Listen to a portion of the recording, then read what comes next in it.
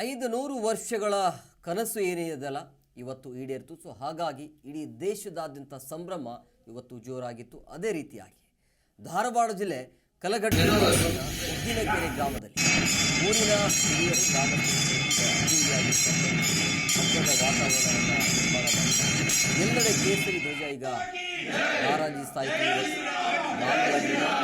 ಆಕಾರದ ಎಳ್ಳು ಬಾರಿಸುತ್ತಾ ಪಲ್ಲಕ್ಕಿಯೊಂದಿಗೆ ಮರಳು ಊರಿನ ಸಿದ್ದಾರೂಢ ಮಠದಲ್ಲಿ ಗ್ರಾಮದ ಜನರು ಪೂಜೆ ಮಾಡಿ ಸಂತಸವನ್ನು ವ್ಯಕ್ತಪಡಿಸಿದರು.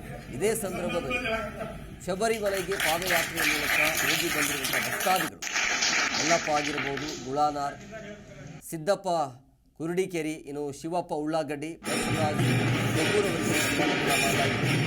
ಜೊತೆಗೆ ಸಂತಸದ ಕ್ಷಣದಲ್ಲಿ ಅನ್ನ ಸಂತರ್ಪಣೆಯನ್ನು ಕೂಡ ಏರ್ಪಡಿಸಲಾಗಿದೆ. ಸರ್ವರಿಗೂ ಮುಕ್ತವಾಗಿ ಆಹ್ವಾನ ಕೂಡ ಕೊಟ್ಟಿದ್ದು.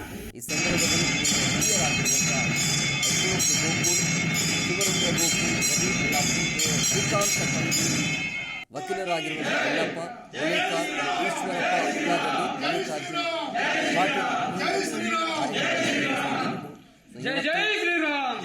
ಅಯೋಧ್ಯೆ ಶ್ರೀರಾಮನ ಆಗಿರುವಂತಹ ಹಿನ್ನೆಲೆಯಲ್ಲಿ ದೇಶದಾದ್ಯಂತ ಸಂಭ್ರಮ ನಡೀತಾ